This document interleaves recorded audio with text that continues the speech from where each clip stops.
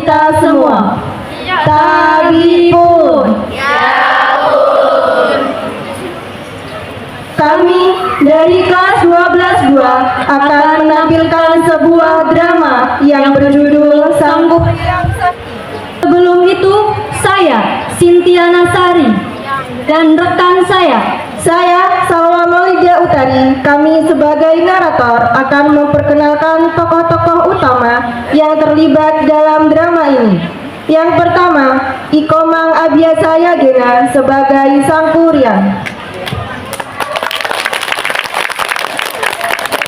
Kedua, Kartika Aprilia Putri sebagai Dayang Sumbi. Ketiga, Galih Permana sebagai Tumang. Keempat, Aditya Maulana sebagai Prabu Galuga yang merupakan ayahanda dari Dayang Sumbi. Kelima, Samsiah sebagai Ratu yang merupakan ibunda dari Dayang Sumbi. Dan semua teman-teman kelas 12-2.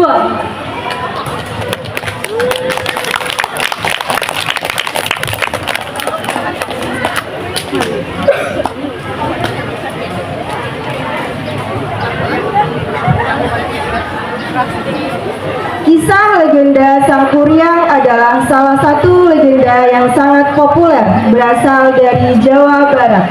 Inti dari legenda ini adalah tentang asal-usul Gunung Tangkuban Perahu, salah satu destinasi wisata paling favorit di Bandung.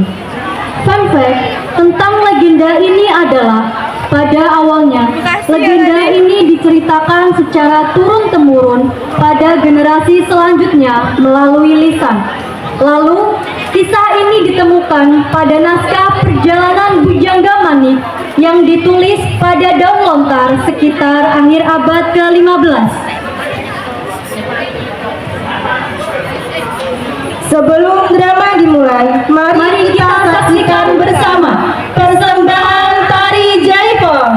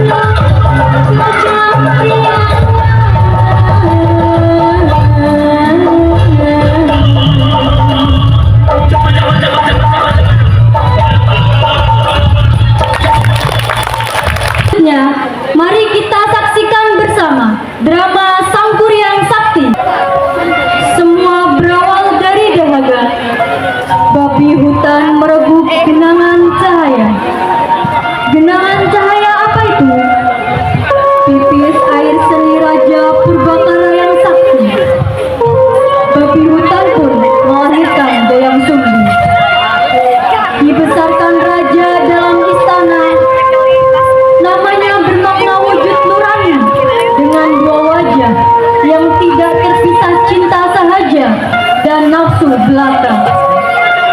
Demi menikahi sang putri, berperang para satria berujung genahan darah di segala penjuru negeri. Dayang Sumbi memohon kepada Ayahanda Raja, dia pergi mengasingkan diri kembali ke hutan tempatnya dilahirkan. Kembali ke tanah, kisah ini bermula.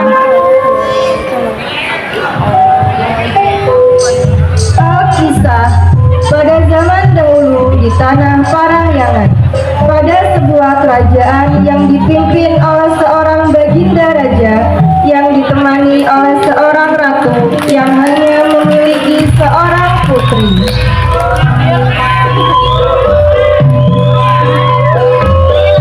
Putri tersebut bernama Dayang Sumbi yang terkenal dengan kecantikan dan juga kecerdasannya.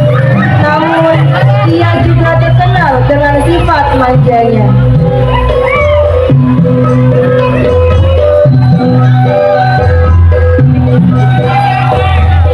Pada saat Dayang Sumbi sedang menenun,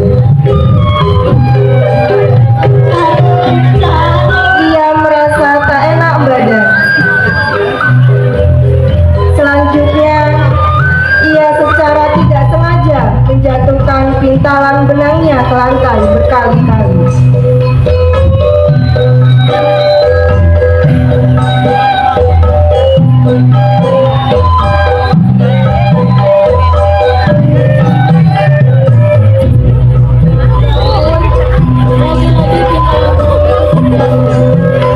Aku berjanji, siapapun yang mengambilkan pintalan benangku, jika ia seorang lelaki akan kujadikan suamiku.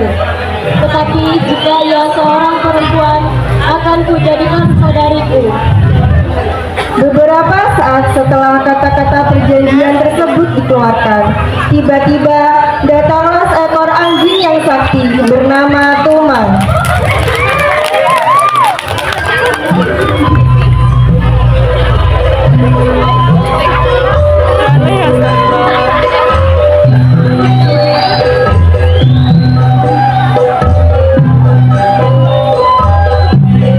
Kenapa malah kau yang membawakan pintalan benangku? Artinya, suka tidak suka, aku harus menepati janjiku untuk menjadikanmu suamiku.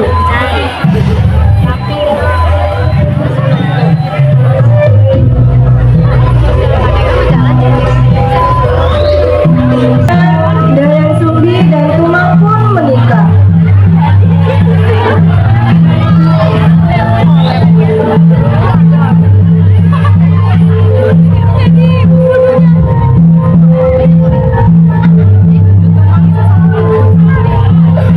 Menikahkan saudara Tumang dengan saudari Dayang Sumbi dibayar tunai, di mana para saksi sah.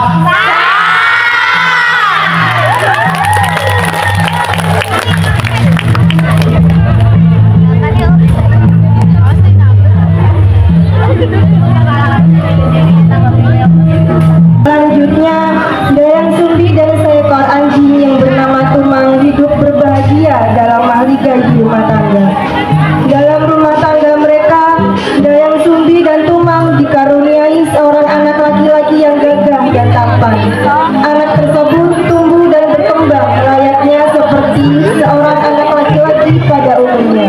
Laki-laki ini dinamakan Sang Kuryang. Dalam perjalanan pertumbuhan Sang Kuryang, keseharian Sang Kuryang selalu ditemani oleh Tumang, yang selama ini ia ketahui hanyalah seekor anjing biasa yang selalu setia menemaninya, bukanlah sebagai ayah kandungnya. Dalam perjalanan waktu yang senantiasa bergulir, Sang Kuryang berkembang dan tumbuh menjadi seorang pemuda yang tampan, rupawan, dan gagah. Pada suatu ketika, Dayang Sumbi memanggil putranya, Sang Kuryang. Sang Kuryang, kemarilah nak.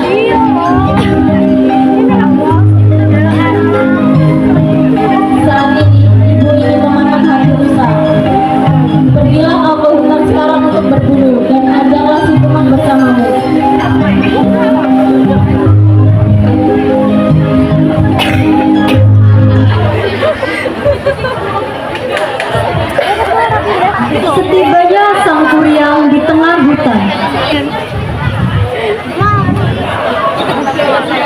Di mana aku bisa mendapatkan perusahaan yang besar? Jika aku tidak mendapatkan yang besar, dengan sangat terpaksa akan kubunuh si Tumang sebagai gantinya. Lalu Sang Kuryang mengarahkan busurnya ke arah si Tumang. Dan benar saja, ia telah melakukannya.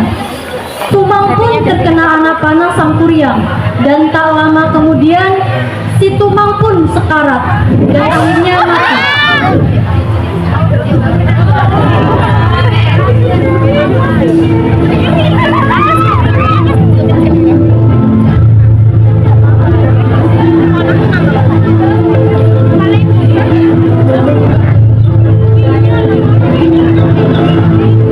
Begitu Sang Kuryang tiba di rumah, ia langsung menyerahkan hati Tumang kepada ibunya.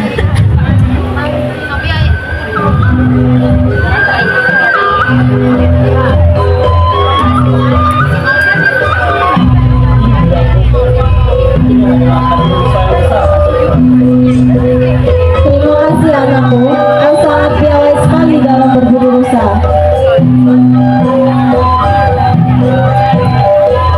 Beberapa saat setelah makan selesai, Dayang Sumbi teringat akan si Tumang. Di mana ya si Tumang? Kenapa ia belum pulang juga? Sang Kuryang, kemarilah nak.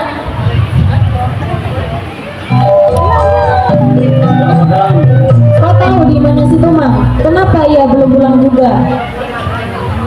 Maafkan aku, dan Tumang telah mati di tangan. Hati yang dimakan bukanlah hati rusa, melainkan hati si Tumang. Apa kau bilang? Jadi yang kau berikan kepadaku adalah hati si Tumang. Benar sekali, Bunda. Dasar anak tak tahu diri. Pergilah sekarang dari rumah ini. Dayang Sumbi begitu marah besar mendengar cerita tersebut. Dengan rahmat disertai amarah yang memuncak, Dayang Sumbi memukul kepala Sang Kuryang dengan centong nasi yang dipegangnya. Sang Kuryang terluka cukup parah di bagian kepalanya. Baiklah, aku akan pergi dari sini.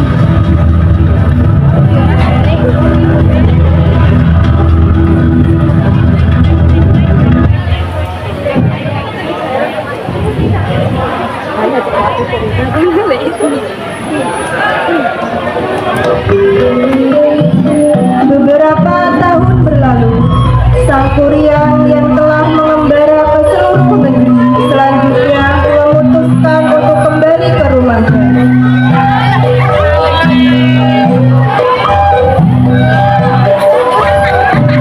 Sesampainya di rumah, Sang Kuryang sangat heran melihat banyak perubahan yang terjadi pada kampungnya.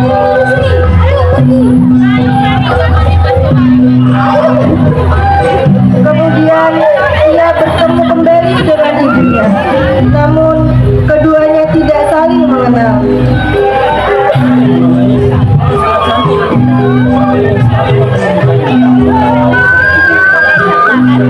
Baiklah, aku bersedia menjadi istrimu.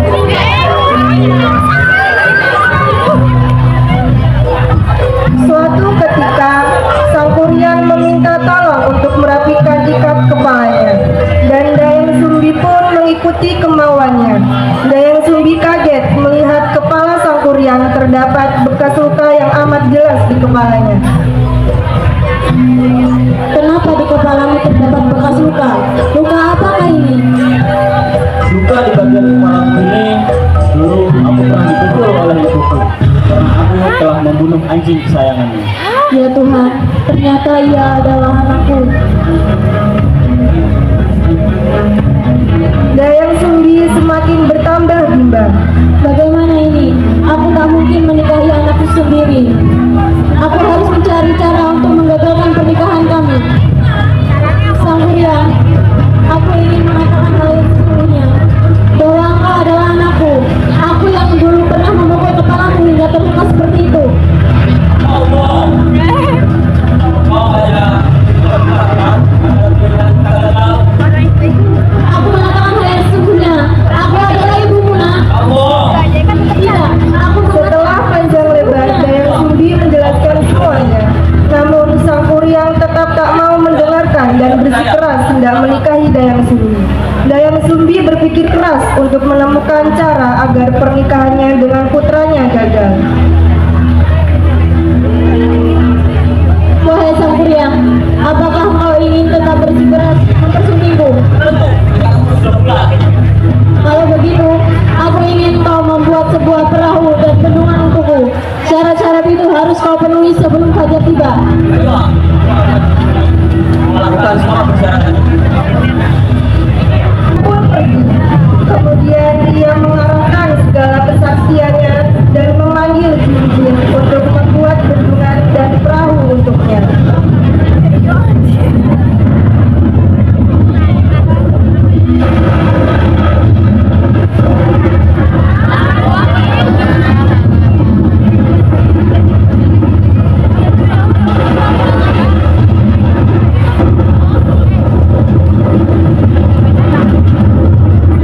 Ketika pekerjaan Sang Kuryang setengah berlangsung, Dayang Sumbi menggunakan tiga muslihat, yakni dengan membangunkan ibu-ibu untuk menumbuk padi, pertanda fajar telah tiba.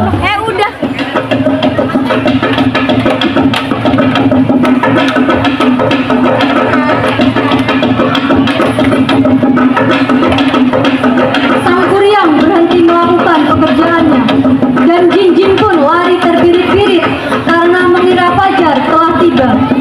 Namun, Sang Kuryang menyadari bahwa ini hanyalah tipu muslihat dari Dayang Sumbi.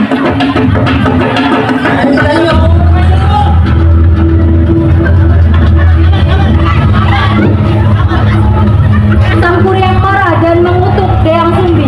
Lalu ia merusak bendungan bersama jin-jinnya. Karena amarah yang tak tersalurkan, Sang Kuryang pun menendang perahu tersebut dan jatuh dalam keadaan terbalik. Perahu itu membentuk sebuah gunung yang sekarang kita kenal dengan sebutan Gunung Tangkuban Perahu. Setelah kita semua menyaksikan drama ini, kisah Sang Kuryang bukan hanya sekedar cerita rakyat, tetapi juga memberikan pesan moral yang bisa dijadikan pelajaran berharga untuk kehidupan sehari-hari. Dalam kisah ini, terdapat pesan yang berharga dan dapat diterapkan dalam kehidupan, seperti tidak bersikap tergesa-gesa, tidak berbohong, bersikap gigih dalam meraih impian, dan berbuat baik kepada semua orang. Diharapkan pesan moral dari kisah Sang Kuryang dapat menjadi inspirasi bagi kita semua untuk selalu berbuat baik dalam hidup ini dan menghindarkan kita untuk menjatuhkan diri pada kesalahan yang besar. Demikianlah persembahan drama Sang Kuryang dari kelas kami. Terima kasih atas perhatiannya dan kurang lebihnya kami mohon maaf. Kami akhiri. Wassalamualaikum warahmatullahi wabarakatuh. Oh, Sakti, Sakti, Sakti, oh.